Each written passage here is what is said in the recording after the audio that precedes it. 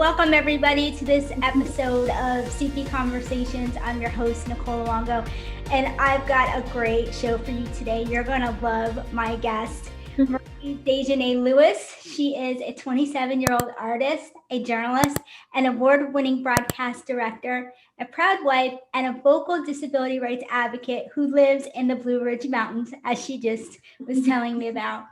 She was born disabled with multiple rare conditions. Her disabilities used to be her greatest secret, but now they are her biggest muse. She is pridefully disabled, neurodiverse, and her art seeks to start the hard conversations surrounding life with a disability, from chronic and mental illnesses to ableism and disability rights. And I am so excited to talk to Marie today, especially because we're in the month of April, and April is Autism Awareness Month and Autism Acceptance Month.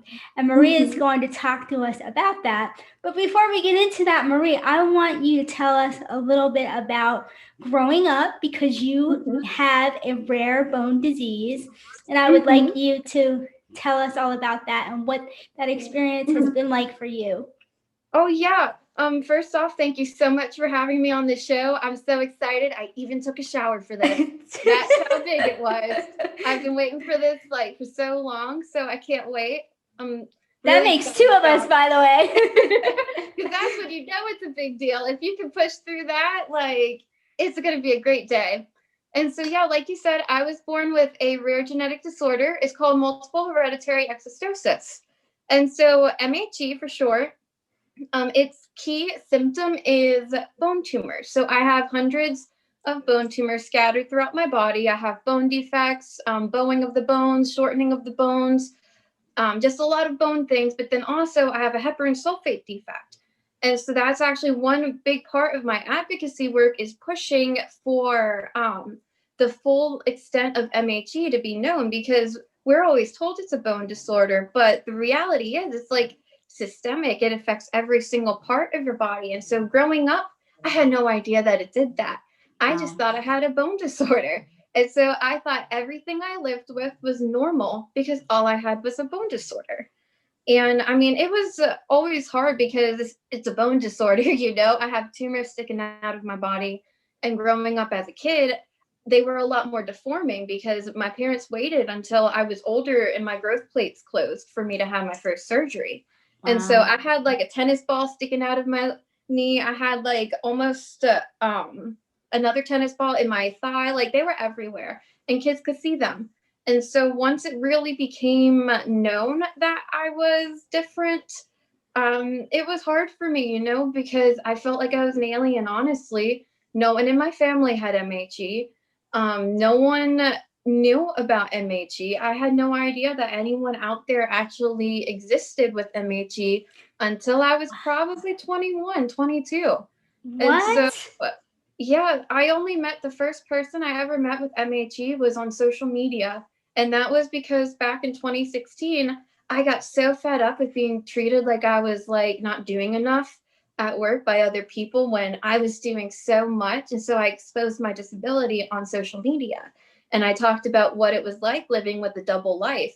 You have director Marie, who's really productive, seemingly social, always on top of everything. But then you have chronically ill Marie, disabled Marie. You guys don't get to see disabled Marie, but she lives the same life that director Marie does. I go to get my hip x-rayed and I get fluoroscopy x-rays in my hips, and then I go to direct 3 shows in a few hours after. And nobody knew any of this. No one knew any of this. And wow. It's I would get these severe migraines because I also have hemiplegic migraines. I would have to go get an injection before my show because I would try to break the migraine cycle. And as she's injecting it, I'm like, can I go still direct? And she looks at me you need to go to bed. And if this doesn't work, you have to go to the hospital. Wow. I went to the hospital the next morning because I had a show to do. And so I always lived this double life. But then once it got too much for me to handle, because I get so frustrated when I feel invalidated, just like everyone else does. Right. I spoke out my story and I said, I have a disability. I have multiple hereditary exostoses and I'm not like you. I used to be really comforted when people would be like, oh, you don't look sick. But now I find that insulting because they think thick has a look. But back And they in think the you're day, okay. exactly. But back in the day, I wanted that. I didn't want to look sick. I didn't want to be disabled. And so I wanted to hide that. And so once I posted that post, I found the first person I've ever met with MHE through that post. What did that feel like? Oh my gosh, it was one of the best feelings in the world at the time, honestly, because here's a whole community of people like me. And then a couple years later, they kind of backstabbed me. So, No. but it was still like really monumental just to be able to meet other people like me. Right. Where I started to feel more comfortable because it's like, oh, okay, well, other people are out there like me. I'm not an alien. Like I always knew I was an alien, Right. but you still feel that way. Yeah, because you don't see anybody like you don't have anybody to talk to about what you're going through, what your body is doing to you. Because maybe, have you ever felt like your body was betraying you when you were going through all this? Especially you were diagnosed at 2 years old, is that correct? Yes, I was diagnosed in 1995. I don't even remember life before disability. It didn't exist. Like my mom said when I was a kid, I never crawled. I went from scooting to walking. Well, we realized later on I had tumors all over my knees. Even as a baby, I had those tumors all over my knees. And so it's like, even as a little child, like a baby, I was adapting. I was like, okay, bud, you're going to throw this at me? I'm just going to scoot everywhere. Yeah, I'm going to find another way. I'm going to find another way to do what I need to do. And it's like, that's been always ingrained in me. But also it's like, of course you feel betrayed by your body, you know, of course, because it's like, you see all of these other people getting to do stuff that you want to do. And it's like, it's only natural for you to feel like hateful towards your body because it's like you're trapped. And I used to feel trapped so much in my body. And advocacy work is what helped me work through that, because until I started actually ended my double life. Once I ended my double life and I accepted disability as part of my life, I can't hide this anymore. If I hide it, like, it's only doing me a lot of injustice. Because did you feel free, Marie, when you made that decision to say, you know what, I'm living a double life, this isn't serving me? And what happened? How did you make the decision to say, you know, it's okay? Wow, it actually came out of spite. Like, if I'm gonna be really honest, because one of my old coworkers, they called me lazy because I didn't offer to help them so they can leave earlier. And I was doing 3 shows. I was, a few weeks after this, I was gonna have a hip surgery because I had a cancer scare in my hip and we didn't know if it was cancerous or not. And my hip was destroyed basically. They had to reconstruct it. They took out 20 tumors. But we didn't know this at that time. We just knew my hip was really messed up and that there was a possibility it could have been cancer. And so luckily it wasn't. It was a normal tumor, many tumors, but still at this time at work, I didn't know. And so I was so frustrated because here's this able-bodied girl wanting to leave work early to go to the gym. And she didn't want to do her job. She just wanted someone else to do it. And you're accusing me of being lazy to do that. The worst thing you can call someone with a disability is lazy. It's hurtful. It's like, I was like almost crying to my boss and I was like, you need to talk to her because I'm going to freak out if I do. And it was like right before my show too. Like I had to calm down because I had 3 shows to do that day. And so I was stewing over it, you know, like I was really frustrated. I was mad. And so then I realized, how can someone know what I'm going through if I don't speak about it? Exactly. That was like the thing. I was like, it took me a while, like it took a couple days, you know, and I wrote that, I read it so many times and then I posted it. And it was just it was like intense.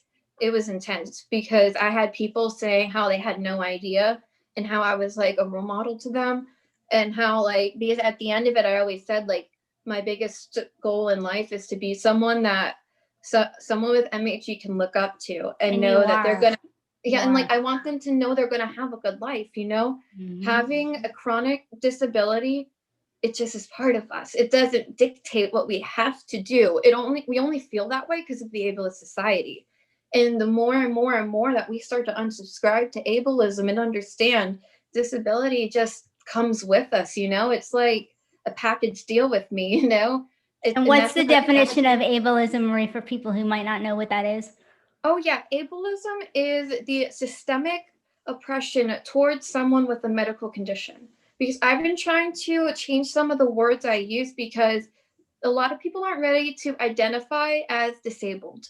Like, and that's totally okay, you know, if you're not comfortable calling yourself that, you have every right not to call yourself that. Mm-hmm. But you also are still affected by ableism, even if you don't call yourself disabled, because you still feel like you might be inferior. Can you give us an example? I don't mean to interrupt you, but in your own life, yeah. Can you give us an example? Oh, definitely. So ableism is when you feel like you are constantly being gaslit and told you're not doing well enough at your job, even though you know you are doing everything right, even though you know you have the laws protecting you. Ableism is when someone makes you feel like you are inferior because you have a medical condition. Ableism is when you feel like you have to hide your medical condition. Yeah. That's also ableism in itself, because it's like we fear what society is going to think of us because of a medical condition. Right. Something that you didn't ask for. Exactly. And you can't change it. You can't control it. And it's like, because of the ableist society, we have been taught to hate ourselves. We have been taught to loathe our bodies because of something that we have never chosen. We had no option in. And it's like, well, just because you were born that way or because your life turned out that way, you're now second class, you're third class. You don't get any rights. You don't have the same type of privilege and the same type of life that other people get to have.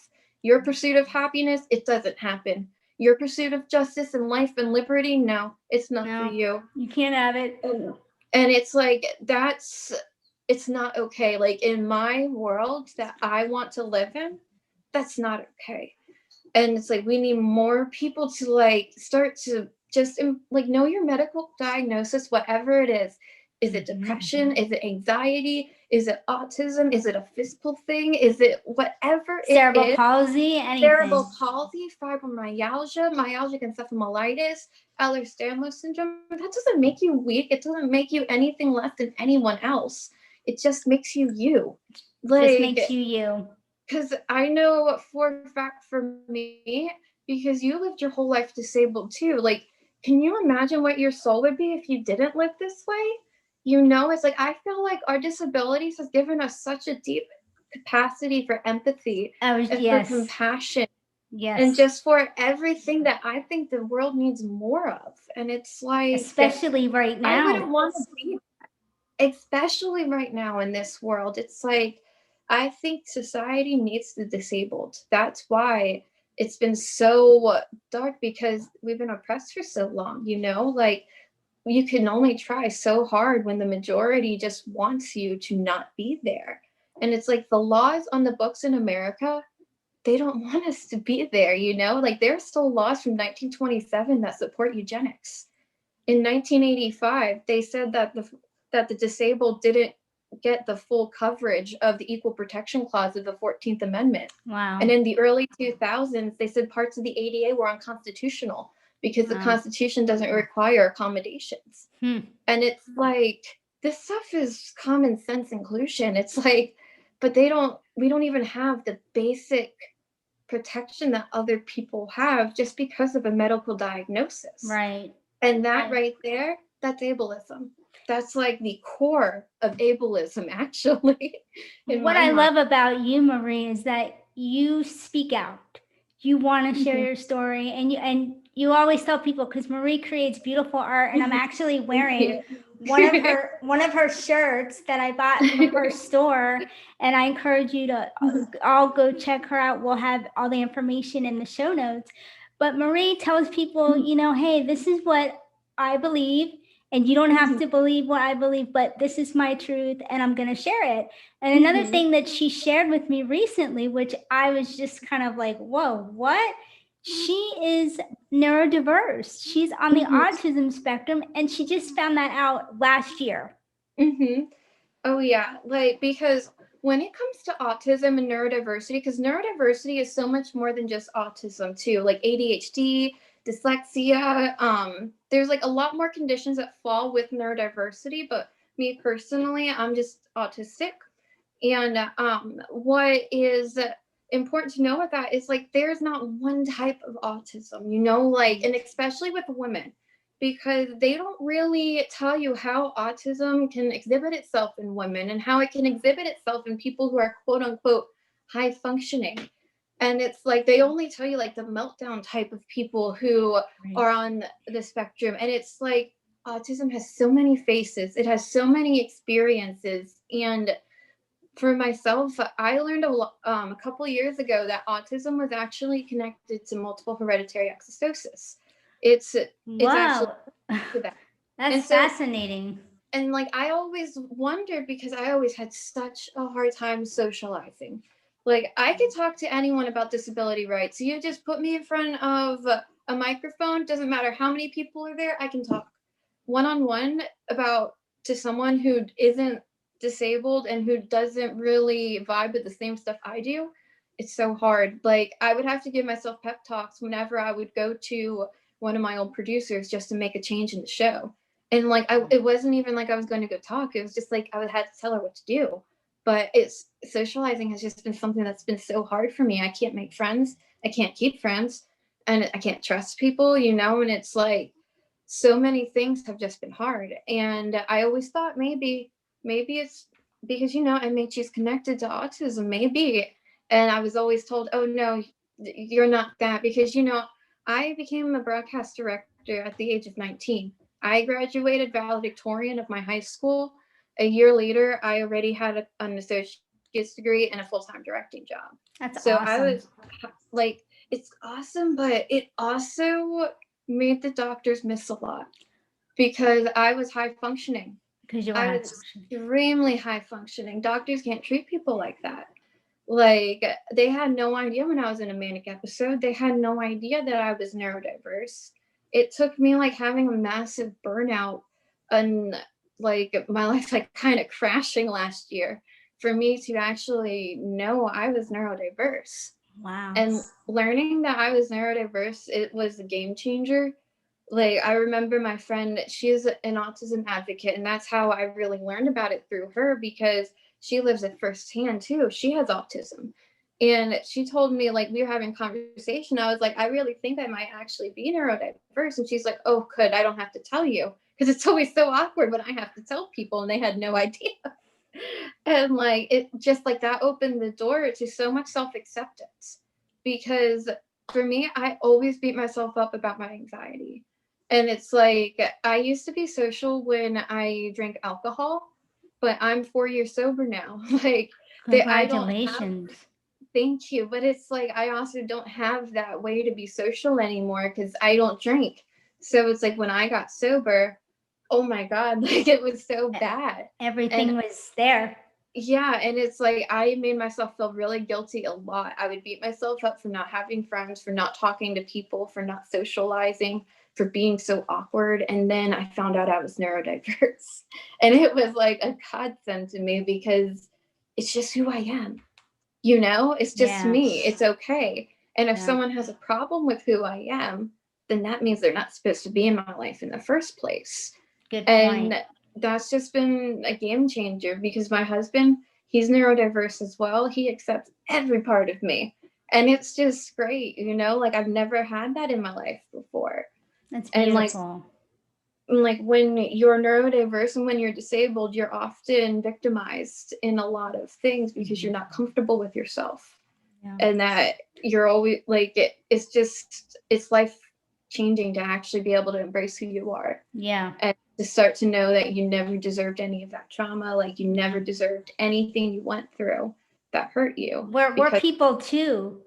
And Exactly. we deserve love like everybody else. We deserve careers like everybody else. We deserve the same thing that people who don't have disabilities, what they have, and dreams and goals that people have for their lives. We have those same dreams and goals for ourselves. Now for you, how did you begin to start the process of being an artist? Yeah, so art was always a hobby for me before when I was directing, because I was a television director for about 8 years. And so I would always pick up art whenever my illnesses would get really bad and I needed distraction. But then it would be hard for me because I would have to clean up everything. I would have to gather everything. My eyes wouldn't work. I would have double vision with my migraines and I couldn't see everything. And so ultimately, I had to give up art for a while. And then last year, I actually was convinced from my husband to get myself an iPad. And so in June of last year, I got Procreate and I started digital art. And that was just like, again, a godsend because it made art accessible to me. And so I can sit in bed and I can like zoom in, get tiny lines and everything. And so my art career really started summer of 2020, honestly. Wow. And then in October of 2020, 2 months after I lost my career, that's when I published my first book, Ironically Slippy. Oh, yay. I was hoping that you would bring it to show us. You have a little, it's like a 21 hand-drawn pages for people to color, all about disability rights in a spooky style. I love it. I like literally poured all of myself into my art once I lost my career because I thought I was going to be a director my whole life, like broadcasting. You know what, Marie? You're directing your life now. Oh, exactly. And that's why I had to put broadcasting because it's like I still am a director. I'll always be a director. Right. We are all directors of everything that we do. And we can't let the ableist society take from us what we deserve and what we have earned just because it deems that we aren't capable. But by what standards? It's like I've always been capable. Like I've always been disabled, but I've always overcome that stuff. I've always been top of my class. Like I've always just done everything. I've tried to always adapt. And if I couldn't do something, I just do something else, Right. Yeah. That's what you have to do, basically.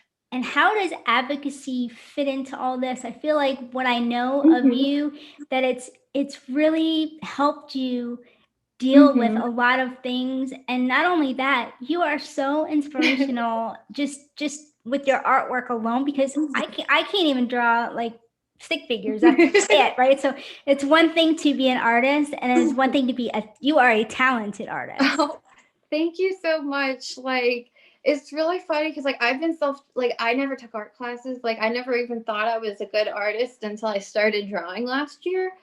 But with advocacy, I've always been an advocate. I started advocacy in 2016 once I revealed my double life because, then it was open. So I guess I had to start talking about it. And I started sharing my life on Instagram. And that's where I share most of my stuff. I took a 2-year hiatus from 2017 to 2020. Okay, that's 3 years. But I took we're not counting. Don't worry. No, we're not counting. But advocacy really, that's been it's I don't want to be dramatic to say it saved my life, but it definitely gave me a life because you have to practice what you preach, and it's I've shared my journey from the beginning to where I exposed my disability in 2016 to now to where I'm preaching disability pride, and it's been great. A couple of years ago, I wasn't at this point where I pridefully identified as disabled. I called myself chronically sick. And that's still you're still part of the disability community. You're still doing all that advocacy, but I wasn't at the point to where I was comfortable enough with myself and with the world actually to be able to say that. But 2020 was a game changer for me with everything because 2020, it brought me back into the advocacy world. I saw that people with MHE had no idea the scope of their condition. And I was so worried that someone with MHE might die from COVID because they thought their bone disorder wouldn't make them high risk. And so it pulled me back into advocacy basically. And then I couldn't leave after that because there was so much going on with disability rights. Because I was living through so much discrimination that I was learning that there was no protection. There was nothing there to actually stop this from really happening. And I just couldn't, and it's now my full-time career is disability rights advocacy. And I honestly, it's gotten me through the darkest times in my life. Never in my life did I not picture I wouldn't be in news. I never pictured that being a part of my life. And so I'm so grateful that I had my art activism to like step in and take over that place, because I'm lucky, like I was able to do something. Because what if I didn't? You want to make a positive contribution to society. So many of us with disabilities, we want to do that. And you actually found a way. And what would you say to people, Marie, who say, you know, I want to advocate, I've thought about it, but I don't know where to start.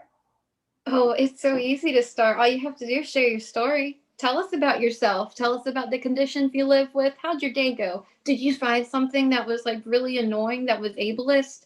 Like there's so much that you can like really do. It's like you can share what you're able to do during a day. Were you able to go on a walk? Were you able to do something? Were you not able to do something? Did you stay all day in bed? Tell us that.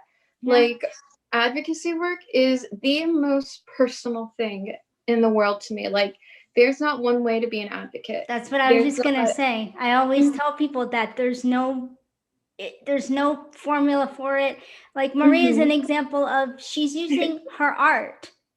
I use this platform, a podcast. I'm a writer, you know, there's so many different things that I do, and it all works. It doesn't matter what you want to do, what avenue you want to use to advocate. You can make something come of it.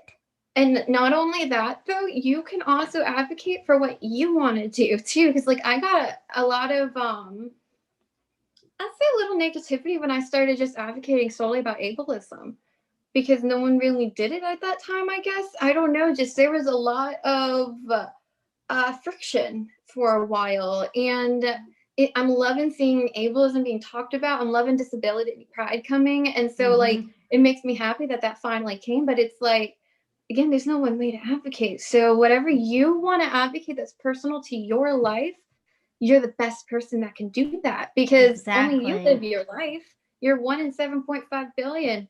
Why not? You know, it's like there's not one single person that can tell you your story the exact way that you've lived it. Like disability makes us so unique. Everything that you've gone through, no, people might go through similar stuff. They haven't gone through the exact same. They don't have your exact scars. That's your exact experiences. And it's like only you can be that one to share that story. And honestly, like that thought concept, that's what gave me confidence, like in just the world in general. Because I was like started feeling like kind of like badass about myself, you know, like you are. And it's like whenever I would say to someone like, you'll never find anyone like me, I could mean it, you know, because there's no one else like me. There's no one else like you. There's no one else like the people listening to this. You're one of a kind. So why not show that off to the world? Why not be proud of who you are? And also try to make a career out of it too, because it's so hard trying to get a job as a disabled person. That's a whole other topic. Exactly. Oh my gosh. Like I lost my job in August 2020. I've applied to over 200 jobs. I have 14 years actually now of mass communication experience. I haven't gotten a call back. And anybody listening out there, if you see it, you call Marie, because you're not going to find, you're not, if you need a director, you're not going to find anybody better. And artist, like an artist, exactly. Many hats, you know, and that's what I've always done. I've always adapted to what I had to do. And so it was like my art, it's honestly an adaptation to the fact that no one would hire me. So it's like I needed to come up with something that I can make something possibly out of myself. And you know, like I'm lucky to where I have a husband, so he works. Yeah. So I'm not reliant on my income anymore like I used to be. Right. And Marie, I want to remind everybody before I forget that you have an author night coming up on April 24th. Now this is a live event. If people who live in your area, they can attend. Yeah, it's a live event. And also on the DL, I'm going to be live streaming it on my Facebook page for free. For anyone that's like not local. So where are you going to be and what are you going to be doing? Yeah, so we live in like the Southwest Virginia region. So in Salem, Virginia, I'm going to be holding the first of its kind talk about ableism in the Roanoke Valley. And we're going to be discussing, it's a night of empowerment. And I'm going to be sharing my story, my journey towards dismantling the ableist society through art. And I'm really hoping that people who are curious about disability pride, who are like kind of like wondering like what it like, just like kind of like want to dip their toes in it, you know, like just see like, is this something I'll vibe with? Like, I'm kind of hoping that they'll come and share their story. And like by the end of the night, like they'll be feeling like pretty confident with wearing their diagnosis like on their sleeve with pride. Like, I really like, that's my goal. It's like, I want people to be proud of who they are. Everyone else gets to be proud of who they are. Everyone else gets to love who they're born as. Why can't we love who we're born as? It's like, why can't we wear that pride, you know? And so at the tickets are going to be $5 at the door, and that's only if you're in person, and that also enters you into a raffle. And so if you happen to catch the live session, you won't be available to enter the raffle, but you get to see everything. Yeah, that's going to be fun. I can't wait. Yeah. And where can people buy your book, Marie? Yeah, you can catch my book on Amazon, Chronically Spooky, just like that. It's $5.99 on Amazon because I wanted to make sure that people, you know, could get it. That's one part about accessibility also. I want to always cover is like price points, because when you're disabled, it's really hard to treat yourself, especially when every single dollar that you have has to go towards survival. So I wanted to make something that would be like accessible towards anyone who needed a distraction, because art's my favorite distraction. Yeah. Like whenever I'm stressed out, whenever I'm feeling a lot, I just put it into my art. Yeah. And it shows, because you are beautiful inside and out. Your shirts are beautiful. Again, everybody, I'm wearing one of her shirts, and it was so hard to pick. And she's wearing one too. We're wearing the same. Yeah. See, we're wearing the same one. Yeah. And of course I picked green because, you know, cerebral palsy.